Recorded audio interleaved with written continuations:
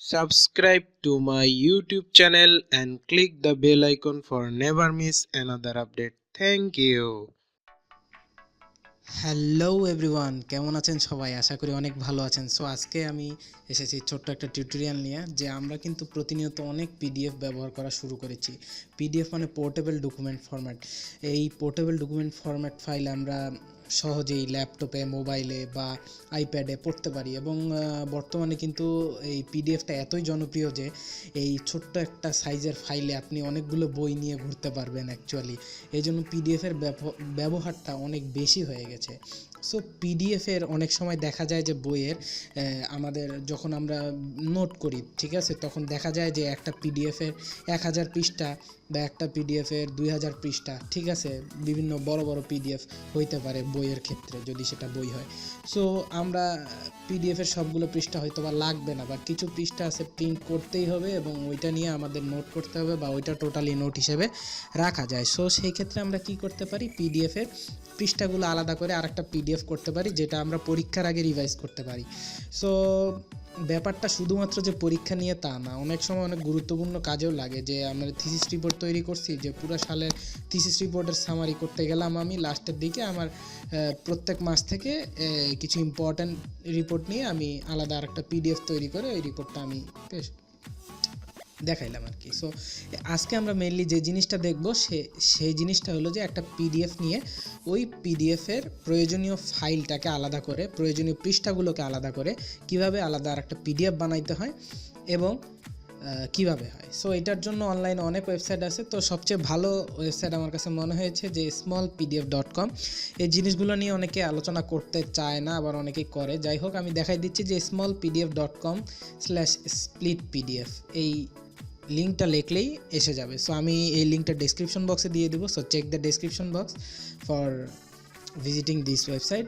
So এইখানে simply আপনার করতে হবে কি, আপনি যে পিডিএফটা থেকে পেজগুলো এক্সট্রাক্ট করতে চাচ্ছেন সেই পিডিএফটা এখানে সিম্পলি ড্র্যাগ অ্যান্ড ড্রপ করে দিতে হবে, বা এখান থেকে আপনি চুজ করতে পারেন। সো আমরা এখান থেকে চুজ করে নিচ্ছি যে কোনো একটা ফাইল। সাপোজ আচ্ছা, সিম্বল অ্যাপ সলিউশন, এখানে নর্মালি একটা ফাইল। আচ্ছা, এখানে 2টা পৃষ্ঠা মাত্র। আমি একটু সামান্য বড় ফাইল নিয়ে দেখাচ্ছি আমাদের। লার্ন ওয়ান বা এইচটিএমএল, যে আমার এইচটিএমএল এর টিউটোরিয়াল, ওই টিউটোরিয়ালের একটা ফাইল, 7 পৃষ্ঠার একটা ফাইল সাপোজ আমি নিলাম। ঠিক আছে, এখন আমার পিডিএফটা কিন্তু এখানে দেওয়ার পরে আপলোড হয়ে গেল।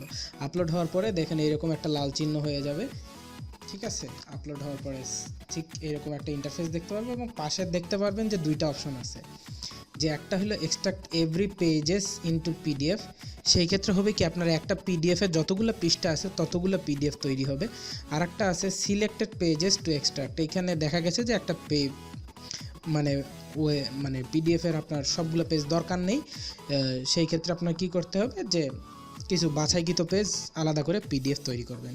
সো আমরা দুইটাই দেখব, ঠিক আছে, দুইটাই দেখব। Okay, so extract every pages into PDF, এই অপশনটা আমরা এখান থেকে সিলেক্ট করে চুজ অপশনে দিলাম। তারপরে আমাদের দেখেন স্প্লিটিং পিডিএফ হচ্ছে। এখানে দেখা যাচ্ছে যে টোটাল যে আমাদের 7 পেজ ছিল, ওই টোটাল 7 পেজ আলাদা আলাদা 7টা পিডিএফে পরিণত হয়েছে। এখানে যদি আমরা ডাউনলোড ক্লিক করি, এটা দেখেন জিপ ফাইল আকারে ডাউনলোড হবে আমাদের।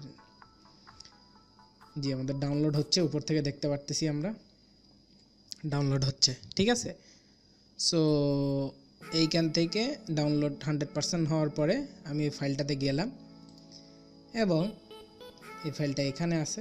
একটা নিউ ফোল্ডার খুলি, যেইখানে এখানে লিখি HTML7। ওকে, সো এইখানে আমরা জিপ ফাইলটা আনি, নাইলে এই জায়গায় ফাইল বেশি হয়ে যাবে। কোথায় গেল HTML GS IJ HTML, এই যে HTML এর জিপ, এটা টোটালি মুভ করে দিলাম HTML7 এর ওই ফোল্ডারে। সো এখন এইটাকে যদি আমরা এক্সট্রাক্ট করি, এই জন্য আমাদের উইন্ডার নামক সফটওয়্যার লাগবে, বা 7zip, যে কোনোটা ইউজ করতে পারেন। আমি এক্সট্রাক্ট হেয়ার দিয়ে দিলাম। দেখুন এখানে 7টা আলাদা আলাদা পিডিএফ তৈরি হয়েছে ওই 7টা পেজের জন্য। আমরা পিডিএফগুলো ওপেন করে দেখি। এই যে পেজ 1 একটা পিডিএফ হয়ে গেছে, পেজ 2 আর একটা পিডিএফ হয়ে গেছে, ঠিক আছে। সো এইভাবে আপনি কি করতে পারেন যে এটা হলো একটা অপশন, যে টোটাল পিডিএফটাকে আলাদা আলাদা পেজে বিভক্ত করে নিলেন। আর একটা অপশন হতে পারে, স্মল পিডিএফে গেলাম আমরা, স্প্লিট পিডিএফ, ওইখান থেকে আবার আমি ফাইলটা সিলেক্ট করে আপলোড দিয়ে দেখাচ্ছি আমাদের ইম্পর্ট্যান্ট পেজগুলো কীভাবে নিব। সো ওইটার জন্য আপনি ওই পিডিএফটা আবার রিআপলোড করুন। রিআপলোড করার পরে আপলোড যখন আপনার কমপ্লিট হয়ে যাবে, তখন এখানে সিলেক্টেড পেজেস টু এক্সট্রাক্ট এই অপশনটা সিলেক্ট করলে আপনার যেগুলো প্রয়োজনীয় পেজ সিলেক্ট করবেন সেগুলো মিলে একটা পিডিএফ হবে, সেগুলো মিলে কিন্তু একটা হবে, আগেরটা কিন্তু আলাদা আলাদা হয়ে গেছিলো। তো এটা সিলেক্ট করে চুজ অপশন দিই।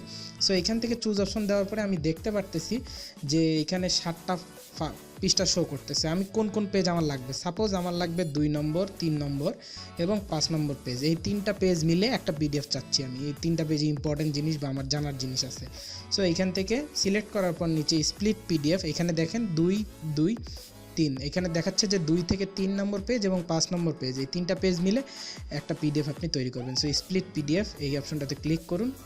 ক্লিক করার পরে যা হবে যে আপনার পিডিএফ হয়ে গেছে, স্প্লিট হয়ে গেছে। এখন ডাউনলোডেড ফাইল, এটা যদি আপনি ডাউনলোড করেন, ডাইরেক্ট গুগল ড্রাইভেও সেভ করার অপশন আছে, এখানে এডিটের অপশন আছে, মার্জের অপশন আছে, যাই হোক।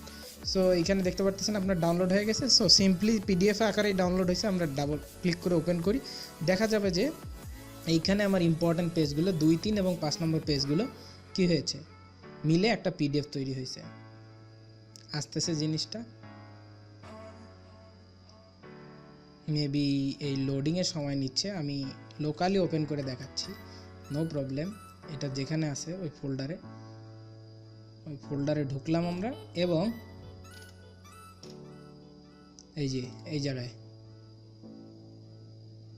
ক্লিক করে দেখুন আমার টোটাল ওই 3টা পেজ নিয়ে করছিলাম, 2, 3 এবং 5 নম্বর পেজ, 2, 3 এবং 5 নম্বর পেজ আলাদা আলাদা মিলে একটা আমার ইম্পর্ট্যান্ট পিডিএফ তৈরি করে নিচ্ছি। সো এইভাবেই আমরা এই smallpdf.com/split পিডিএফ থেকে আমরা কি করতে পারি, পিডিএফের প্রয়োজনীয় অংশ নিয়ে আমরা আলাদা পিডিএফ বানাইতে পারি, বা একটা পিডিএফ থেকে যতগুলো পৃষ্ঠা আসে সবগুলো আলাদা আলাদা পিডিএফ বানাইতে পারি। সেগুলো আমরা ডাইরেক্ট ডাউনলোড করতে পারি, ড্রপবক্সে ফেলতে পারি অথবা গুগল ড্রাইভে সেভ করতে পারি। এগুলো আমরা এডিট করতে পারি, তারপরে মার্জ করতে পারি, অনেকগুলো পিডিএফ মার্জ করা যায়। পিডিএফ এডিটর, এইখানে আমি কি করতে পারি, পিডিএফ এডিট করতে পারি, ঠিক আছে। অ্যাকচুয়ালি যে এইখানে যে আমার পিডিএফটা আপলোড হইলো, এই পিডিএফটা আমি 2, 3 এবং 5 এই 3টা পেজ, এই 3টা পেজে আমরা এখান থেকে টেক্সট অ্যাড করতে পারি, ইমেজ অ্যাড করতে পারি, শেপ অ্যাড করতে পারি, ড্র করতে পারি, ঠিক আছে। এই অপশনগুলো আছে, কিন্তু ড্রয়ের মধ্যে এই বিভিন্ন অপশন নিয়ে আমরা কাটাকাটি টানাহারা এগুলো করতে পারি। নর্মালি যেগুলো নর্মাল অ্যাডোবি অ্যাক্রোব্যাটে নাই, সেগুলো আমরা করে অ্যাপ্লাই করে সেভ করতে পারি। সাপোজ অ্যাপ্লাই দিলাম, ডান দিলাম, ঠিক আছে। সো প্রসেসিং হয়ে আর একটা পিডিএফ তৈরি হইলো, সেগুলো আবার এক্সেল শিটে যেতে পারি, পিডিএফ থেকে ওয়ার্ড এক্সেল করা যাবে, ওই ডকুমেন্টটাকে ওয়ার্ড করা যাবে। সো আমরা পিডিএফ নিয়ে যত ধরনের খেলাধুলা আছে সব করতে পারবো smallpdf.com-এ।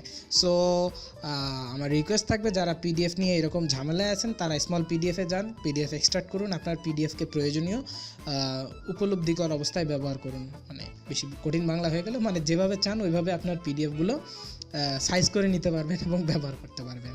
সো আশা করি আজকের ভিডিওটি ভালো লেগেছে আপনাদের। যদি ভিডিওটি ভালো লাগে অবশ্যই একটি লাইক দিন, আমার চ্যানেলটি সাবস্ক্রাইব করুন এবং বেল বাটনে চাপতে ভুলবেন না। আর কমেন্ট সেকশনে অবশ্যই কমেন্ট করে জানান যে ভিডিওটি কেমন হলো। আশা করি সবার ভিডিওটি ভালো লেগেছে। সবাইকে আসসালামু আলাইকুম।